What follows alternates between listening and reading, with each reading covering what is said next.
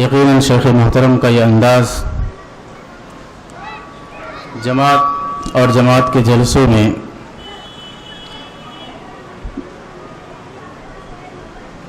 ایک رونق کی حیثیت سے یا اسی طریقے سے لوگوں کے کانوں میں رس گھولتی باتیں ہوتی ہیں۔ محترم حضرات، جیسا کہ آپ بخوبی جانتے ہیں کہ اسی مجلس میں وہ حضرات خوش نصیب بچے جنہوں نے قرآن مجید کو اپنے سینوں میں محفوظ کیا ہے، ان کی دستار بندی ہوگی۔ اسی بنیاد پر قرآن ہی سے متعلق اس کے فضائل کے موضوع پر لپچائی کرنے کے لیے اور کچھ دینی نصیحتیں پیش کرنے کے لیے میں استاد محترم فضیلت الشیخ محمود الحسن فیضی حفظہ اللہ، استاد جامعہ رحمانیہ کاندھے ولی سے بڑے ہی خلوص کے ساتھ التماس کرتا ہوں آپ آئیں اور فضیلت قرآن مجید کے موضوع پر تقریباً 20 منٹ اپنا خطاب پیش کریں۔ السلام علیکم ورحمۃ اللہ وبرکاتہ۔ الحمدللہ رب العالمین الرحمن الرحیم مالک یوم الدین والصلاة والسلام علی رسولہ الامین وعلی آلہ واصحابہ ومن تبعہم بإحسان الی یوم الدین، اما بعد۔ اعوذ باللہ السمیع العلیم من الشیطان الرجیم، بسم اللہ الرحمن الرحیم۔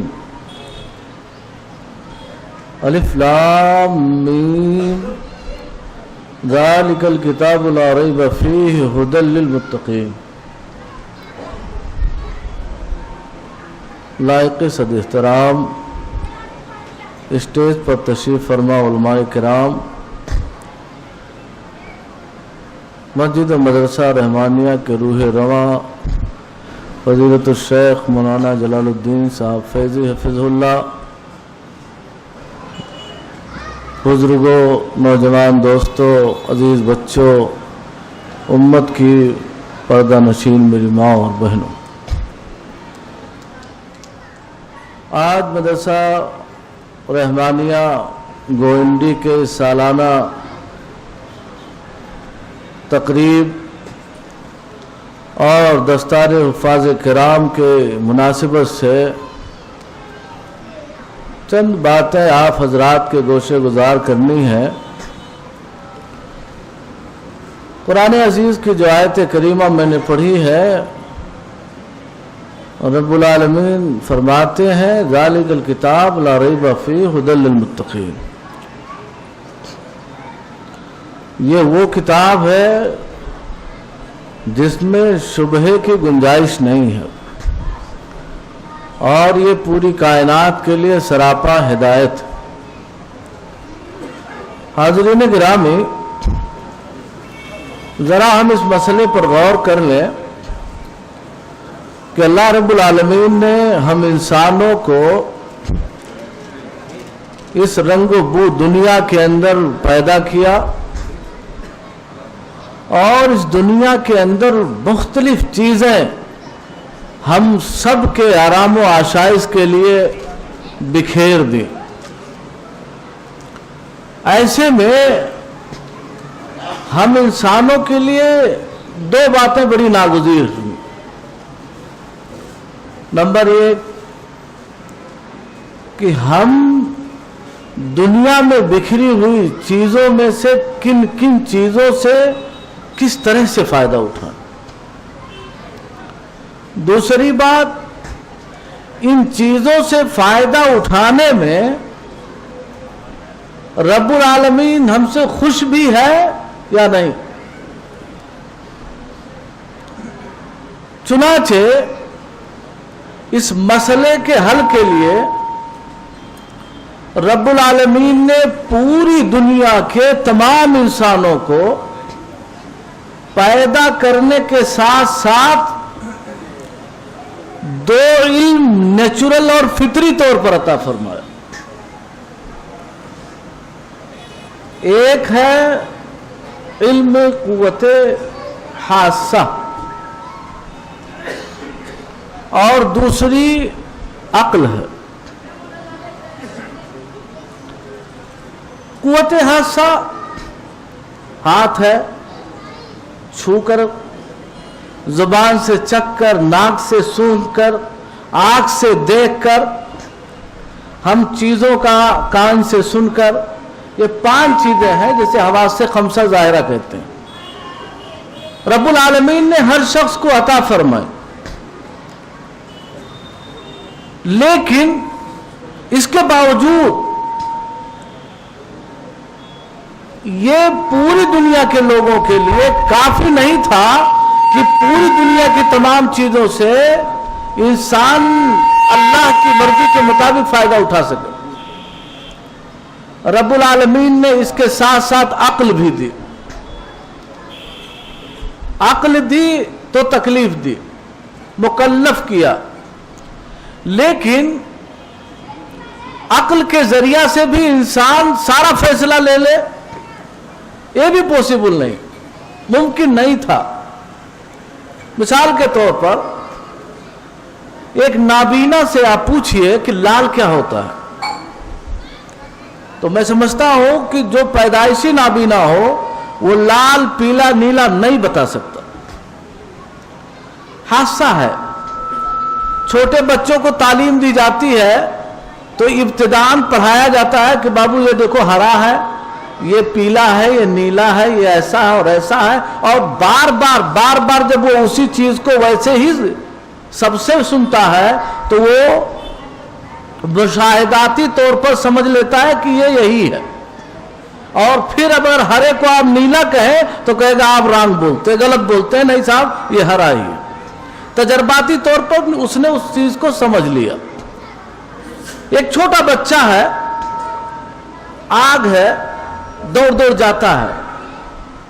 آپ کہتے ہیں بیٹا مت جاؤ جل جاؤ گے، مانتا نہیں ہے، اچھا دکھتا ہے، دوڑ جاتا ہے. ایک بار انگلی رکھ لیتا پھر کبھی بولنے کی آپ کو ضرورت نہیں پڑتی. کیوں؟ اس لیے کہ بچے نے خود تجربہ کر لیا کہ آگ گرم ہے. لیکن اس کے باوجود ساری چیزوں کا فیصلہ وہ قوت حاسہ سے لے لے، عقل سے لے لے. کسی بھی چیز کا وجود خالق پر دلالت کرتا ہے، مگر رب العالمین کون ہے؟ صرف عقل سے آدمی پتہ لگا لے امکان نہیں ہے. جنت کیا ہے، جہنم کیا ہے، کیا کریں گے تو اللہ خوش ہوگا، کیا کریں گے تو نہیں خوش ہوگا.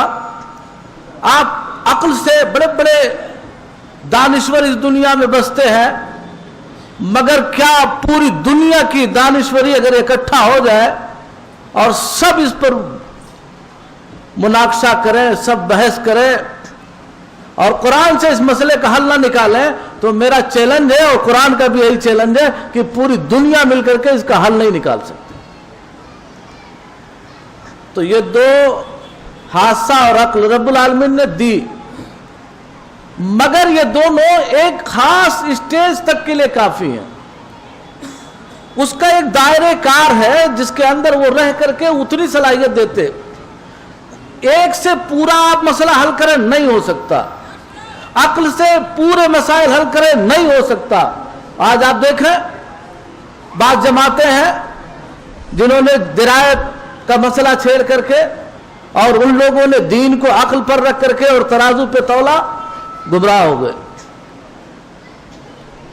یہ دو بنیادی چیزیں. انسان کے پاس قوت حاسہ ہے، مرچا تیکھا ہوتا ہے، کھائیں گے تو تکلیف ہوگی، یہ آپ کا حادثہ بتا رہا ہے، مگر کتنا فائدہ کتنا نقصان وہ آگے جب اس کا لیبورٹری سائنٹسٹ کے طور پر چیک کریں گے تو آگے پتہ چلے گا.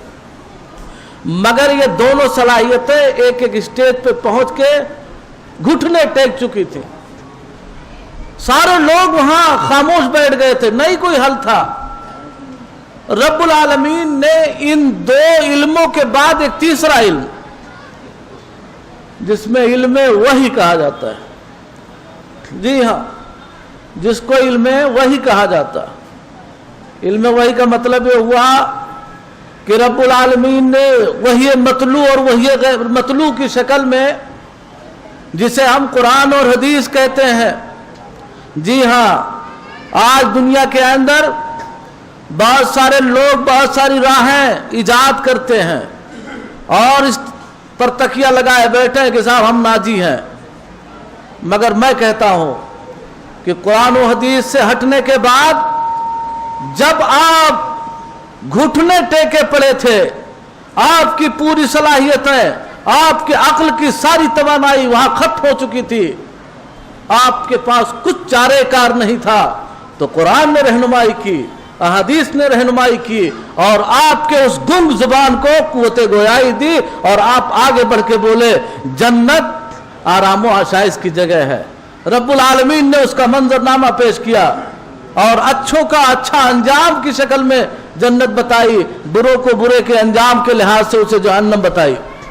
ہم نے قرآن سے سمجھا تو بات یہ سمجھ میں آئی کہ اس دنیا کے اندر قرآن یہ وہ عظیم نعمت ہے جو انسان کے ان دو قوتوں کے بعد تیسرا سب سے مضبوط ذریعہ علم، جس کو وحی مطلوع یا وحی غیر مطلوع کہتے ہیں، رب العالمین نے اسی لیے کہا ذالک الکتاب لا ریب فیہ ھدی للمتقین۔ جی ہاں، یہ وہ کتاب جس کتاب کے اندر ڈاؤٹ کی گنجائش ہی نہیں، اور سارے مسئلوں کا حل بھی اسی میں۔ نہیں آپ سمجھے، آج باتیں ہوتی ہیں ترجمہ بے ترجمہ، ارے میرے بھائی جب آپ گنگ بیٹھے ہیں، آپ کی ساری صلاحیتیں ختم ہو چکی ہیں اور آپ کو اس سے آگے سوالوں کا جواب لینا ہے، دنیا کی رہنمائی کرنی ہے، تو صرف آپ بس پڑھے جا رہے ہیں آدھی کی طرح سے، مسئلے کا حل کیسے نکلے گا؟ رب العالمین اپنے صفات کے ساتھ ہے اور ہمیشہ رہے گا۔ جنت کیا ہے آپ معنی نہیں سمجھیں گے تو کیسے بات بنے گی؟ ان سوالوں کا جواب دینے کے لیے قرآن کی تفہیم، حدیث کی تفہیم ضروری ہے۔ رب العالمین نے اسی لیے انسانوں کو پیدائشی طور پر دو علم عطا کیا، اور ان میں سے جب ڈیمیج ہو گیا، مان لیا عقل خراب ہو گئی، تب کہا جا میرے بندے میں نے تجھ سے اٹھا لیا تکلیفی، پاگل ہو گیا بیچارہ، دی نہیں تو تکلیف بھی نہیں دی، حادثہ دی، عقل دی تو تکلیف دی، اور اس تکلیف سے کہا کہ تو دنیا کے مسائل میں قرآن سے احادیث سے روشنی لے، تب تجھے پتا چلے گا کہ قرآن کی کون سی آیت کس بات کی رہنمائی کرتی ہے۔ ہم نماز پڑھیں گے تو کیا ملے گا، جھوٹ بولیں گے تو کیا عذاب ملے گا، ہم کیا کھائیں گے اور کیا پیئیں گے تو ہمارا کیا مسئلہ ہوگا۔ میرے بھائیوں اور بزرگوں، قرآن عزیز کو رب العالمین نے انسانوں کے لیے ایک لاہ عمل کے طور پر ان مشکل سوالوں کا جواب دینے کے لیے عطا فرمایا اور کہا ذالک الکتاب لا ریب فیہ ھدی للمتقین، یہ وہ کتاب ہے جس میں شبہ ہے ہی نہیں۔ آپ کو میں ایک واقعہ بتاؤں، یورپ کے اندر ایک شخص بہت بڑا دانشور، بہت سارے مذاہب پر اس کا دسترس، کہتے ہیں کہ اس نے جب قرآن کھولا اور اس قرآن کو کھولا اور پہلی آیت جب اس نے پڑھی تو اس کے دماغ کی ساری نسیں جھجھڑ کے رہ گئے۔ کہا یار میں دنیا کی بڑی بڑی کتابیں، بڑے بڑے رائٹروں کی کتابیں پڑھ ڈالا، اور جب پڑھتا ہوں تو سارے لوگ لکھتے ہیں صاحب میں نے یہ کتاب ترتیب دی ہے، تصنیف دی ہے، مطبوع کیا ہے، اس کے اندر کہیں کوئی ڈاؤٹ ہوگا، کہیں کوئی غلطی ہوگی تو ذرا آپ انفارمیشن دیں گے، اصلاح کے لیے میں اگلے ایڈیشن میں اس کی کوشش کروں گا۔ کہا کہ یہ تو قرآن کہہ رہا ہے، پہلے ہی ڈائلاگ مار رہا ہے، قرآن کہہ رہا ہے یہ وہ کتاب جس میں شبہ کی گنجائش نہیں۔ جی ہاں، کیا ہوا؟ اس آدمی کے دماغ پر یہ بات لگ گئی، اس نے کہا یار ہو نہ ہو یہ کتاب کوئی انسان کی کتاب نہیں ہو سکتی، پڑھنے پڑھنا شروع کیا مسلمان دوستوں سے اور اس نے تعلقات بڑھائے, اسلام کے بارے میں اسٹڈی کرنا شروع کیا. نتیجہ یہ ہوا کہ اسی لا ریبہ کی لا نے اسے مسلمان ہونے پر مجبور کر دیا اور مسلمان ہوا.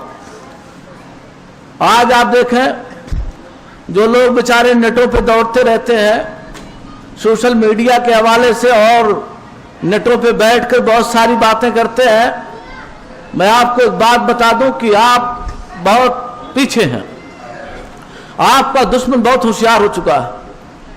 ان یہودیوں نے کیا کیا, صہیونیوں نے کیا کیا, نیٹوں پہ ایسا قرآن لانچ کر دیا, اللہ کی قسم ہے آپ دیکھ کے گھبرا جائیں گے. صرف آج پوری دنیا کہتی ہے کہ قرآن سے یہ آیت, یہ سورہ, یہ نکالا جائے, مگر یہ صہیونی اعلیٰ دماغ کیا کہتا ہے کہ نہیں صاحب کچھ نہ نکالا جائے, سب رہنے دیا جائے, صرف لفظ لا نکال دیا جائے. آپ سوچئے کتنا معیار اونچا ہے, کس قدر آپ کا دشمن آپ کے حوالے سے الرٹ ہے. وہ کہہ رہا ہے کہ کچھ نہ نکالیے. ہمارا ایک آدمی اسی لا سے چلا گیا, وہ اسلام میں آ گیا. اس لا کو نکال دیا جائے پورا دین خراب ہو جائے گا. لا ریبہ فیہ کی لا نکال دی جائے, ذالک الکتاب ریبہ فیہ, خلاص ہو گئی, دین ختم ہو جائے گا. اس لیے میرے عزیزوں ضرورت اس بات کی ہے کہ ہم ذرا سا قرآن کے پورے مسئلے کو سمجھیں. یہ قرآن کوئی فارملٹی والی چیز نہیں ہے. آج اس دستار بندی کے تقریب میں حفاظ کرام کو ایک چھوٹی بات کہہ کر کے بات ختم کرتا ہوں کہ آپ نے الحمدللہ وہ کام اور وہ کارنامہ انجام دیا ہے کہ نبی رحمت علیہ الصلوۃ والسلام نے بشارت دی ہے کہ الماہر بالقرآن ما سفرت الکرام البررہ. آپ تو قرآن کو مہارت کے ساتھ پڑھنے اور اس کو سینے میں محفوظ کرنے کا جو عمل کیا ہے اس کو آپ پائیدار رکھیے, اس کو آپ اپنی زندگی کا لاہ عمل بنائیے اور اس کو مسلسل پڑھتے رہیے. نہیں تو یہ جان لیجئے کہ یہ قرآن اگر آپ نے اسے طاقوں میں رکھ دیا اور اس پر مشاقی جیسے آپ نے سبق پارا, آموختہ اور سبق وغیرہ جیسے آپ نے اساتذہ کے سامنے سنا کر کے پورا قرآن ختم کیا ہے, اس پر مداومت بہت ضروری ہے. آپ اس کو زندگی کا لاہ عمل بنا لیجئے اور ہر روز ہر دن ایسے ہی آپ یوں ہی پڑھتے رہیے جیسے کہ استاد کے سامنے پڑھتے ہیں. اور اگر ایسا آپ نے کیا تو یقین مانیے یہ قرآن آپ کے لیے شفاعت کا سبب بنے گا, آپ کے بلندی درجات کا سبب بنے گا. اور اگر آپ نے چھوڑ دیا تو آپ جانتے ہیں نبی رحمت علیہ الصلوۃ والسلام نے کہا تھا کہ یہ قرآن صاحب قرآن سے ایسے بھاگ جاتا ہے جیسے اونٹ میں رسی تو لگی ہے, نکیل تو لگی ہے, مگر کھوٹے میں باندھا نہیں گیا. تو کیا ہوگا؟ سب لوگ انجام جانتے ہیں نا, سیدھا نکل جائے گا کدھر بھی. ایسے قرآن کو اگر آپ نے پڑھنا, اس کی مشاقی, سبق پارا, آموختہ وغیرہ کا معاملہ برابر نہیں جاری رکھا تو یہ آپ کے سینوں سے ایسے ہی کھسک جائے گا اور آپ کے لیے وہ تکلیف کا سبب ہوگا. اس لیے میرے عزیزوں میں گزارش کرتا ہوں کہ آپ نے قرآن عزیز کا اتنا بڑا کام جو اپنے سر لیا ہے, جس امانت کو پہاڑ نے, آسمان و زمین نے اٹھانے سے اپنے آپ میں بڑی تکلیف اور دقت اور لرزہ برد اندام ہونے لگے تھے, وہ آپ نے بوجھ اٹھا لیا ہے. اللہ تعالیٰ آپ میں استقامت دے, آپ کے والدین کے حوصلوں کو بلند فرمائے. آپ اس دنیا کے انمول ہیرے ہیں اور یہ دنیا سمجھتی ہے کہ صاحب وہاں سے ملتا ہے. میں آپ کو بتا رہا ہوں دنیا کا بڑے سے بڑا سائنسداں وہ جو مشکل سوالات ہیں اس کا جواب نہیں دے سکتا. جواب اگر آپ کو ملے گا تو اسی قرآن سے اور حدیث سے ملے گا. اس لیے آپ اگر اپنی دنیا سنوارنا, آخرت سنوارنا چاہتے ہیں تو ان بچوں کے سینوں میں جو قرآن آج محفوظ ہوا ہے ہر مسلمان کی ذمہ داری. اور اس کے بدلے ملے گا کیا؟ تجارت آپ کر لیجئے, کروڑ ارب کما لیجئے, اللہ نہیں ملے گا. ان کے والدین کو اللہ رب العالمین قیامت کے دن دو ایسا حلہ عطا فرمائے گا, جوڑا عطا فرمائے گا جس کی قیمت دنیا اور آخرت سے بڑھ کے ہوگی. ہم لوگوں کو یقین نہیں آتا, ہم مذہقہ سمجھتے ہیں. صاحب آج ہمارے سینوں میں قرآن اور حدیث کی وہ بنیادی پختگی نہیں رہی. جو بشارتیں رب العالمین نے زبان رسالت سے سنوائی ہیں ہم بارہا سنتے ہیں مگر ہمارے سینے تک وہ بات نہیں پہنچتی. اس لیے ضرورت ہے کہ ہم اس کو اپنی زندگی کا لاہ عمل بنائیں اور دین کی طرف آپ رجوع کریں. انشاءاللہ دنیا کی زندگی بھی اور آخرت کی زندگی بھی انشاءاللہ کامیاب ہوگی. اللہ تعالی ہم سب کو توفیق دے کہ دین کی اوپر ہم سب استقامت کے ساتھ ڈٹے رہیں اور جو بچے ہیں ان کا مستقبل آپ دینی تعلیمات کے ساتھ سنواریے اور یہیں سے انشاءاللہ دنیا اور آخرت اور سارے مسائل کا انشاءاللہ حل نکلے گا. اقول قولی ھذا واستغفر اللہ لی ولکم سائر المسلمین فاستغفروہ انہ هو الغفور الرحیم. السلام علیکم.